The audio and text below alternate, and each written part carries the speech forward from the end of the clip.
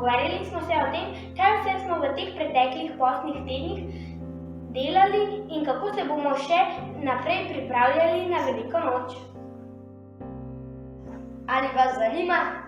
Letos smo se odločili, da gremo v svet pogledat, kaj se v njem dogaja in kaj počnejo naši vrstniki v tem času. Pogledali smo si tudi posnetke na YouTubu, prelistali revije in knjige. Zakaj? Žalostni smo odkrili, da našim vrstnikom ni tako lahko in mirno kot pri nas. Nekateri otroci so bolni in imajo težke bolezni. Drugi morajo pomagati staršem in zato hodijo v službo. Tretji nimajo dovolj hrane. Kako bi jim lahko pomagali? Kaj, če postanemo mali misijonarji?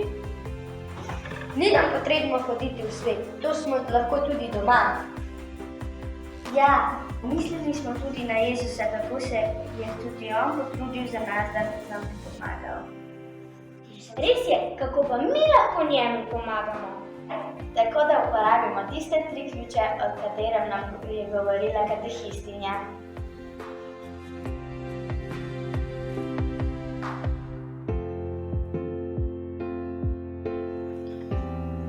Več časa posvetimo Jezusu, se pogovarjamo z njim in mu pripovedujemo, kaj se nam dogaja.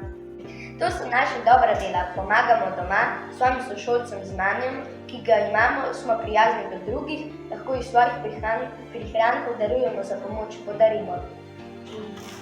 Se odpovemo kakšni sladkariji ali recimo igranju igric na računalniku. Papež Frančišek v svojem pismu nas vabi, naj bomo v tem postnem času dobri do vseh, s katerimi se srečujemo in jim pomagamo. Tako tudi mi s svojimi odpovedmi pomagamo otrokom po svetu. Dobili smo pa tudi kartonček.